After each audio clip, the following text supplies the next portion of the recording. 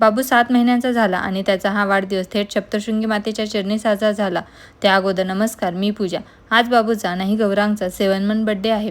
खरंच ना, बघता बघता 7 महिन्यांचा कसा झाला काही समजलेच नाही.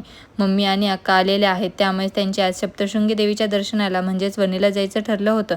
सुरुवातीला ते तिघेच जाणार होते. आम्ही दोघे घरीच थांबणार होतो, कारण 1 वीक झालेलं कंटिन्यू आमचा प्रवास सुरू होता. त्यामुळे गौरांग पण चिडचिड करायचा. म्हणून म्हटले जरा आराम करू घरीच. पण मम्मी काही ऐकेना. त्या म्हटल्या की गौरांगचा 7 मंथ बर्थडे छान सप्तशृंगी देवीच्या दर्शनाने होईल, चला. म्हणून आमचं ठरलं. आम्हाला निघायला संध्याकाळचे 6 वाजले. आज पौर्णिमा असल्यामुळे दिवसभर तर खूप गर्दी होती, पण संध्याकाळी जरा कमी झालेली आणि देवीच्याच कृपेने 30-40 मिनिटांमध्ये आमचे छान दर्शन झाले आणि बाबूने पण आम्हाला छान सपोर्ट केला. त्यानंतर दुसऱ्या दिवशी आम्ही स्वामीनारायण टेम्पलला गेलेलो आणि तिथे दर्शन घेऊन बाहेर बसलेलो. तेव्हा बाबूने त्याची नवीन ॲक्टिव्हिटी अनलॉक केली, ती म्हणजे क्लॅप.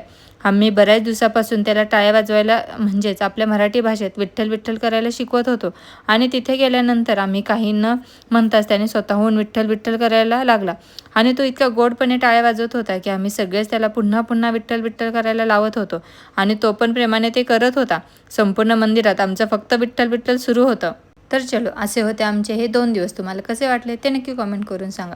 भेटू नेक्स्ट व्हिडिओमध्ये. तोपर्यंत बाय. विठ्ठल विठ्ठल विठ्ठल विठ्ठल विठ्ठल विठ्ठल विठ्ठल विठ्ठल विठ्ठल विठ्ठल विठ्ठल.